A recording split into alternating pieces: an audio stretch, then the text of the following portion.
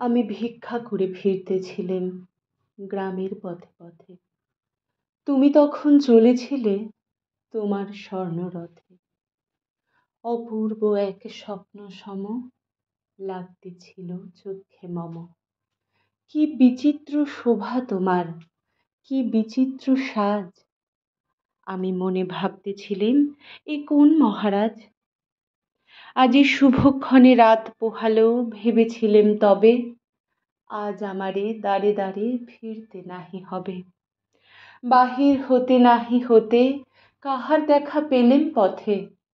চলিতে রথ ধনধান্য ছড়াবে দুই ধারে। মুঠা মুঠা কুড়িয়ে নেব, নেব ভারে ভারে। দেখি সহসা রথ থেমে গেল আমার কাছে এসে। আমার মুখপানে চেয়ে নামলে তুমি হেসে। দেখে মুখের প্রসন্নতা জুড়িয়ে গেল সকল ব্যথা। হেনকালে কিসের লাগি তুমি অকস্মাৎ আমায় কিছু দাও গো বলে বাড়িয়ে দিলে হাত।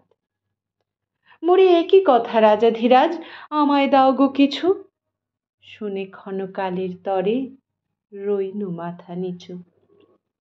তোমার কি বা অভাব আছে ভিখারি ভিক্ষুকের কাছে, এ কেবল কৌতুকের বশে আমায় প্রবঞ্চনা। ঝুলি হতে দিলেম তুলে একটি ছোট কণা।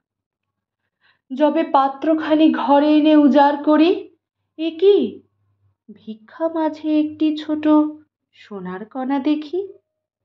দিলেম যা রাজ ভিখারিরে, স্বর্ণ হয়ে এলো ফিরে। তখন কাঁদি চোখের জলে দুটি নয়ন ভরে। তোমায় কেন দিইনি আমার সকল শূন্য করে।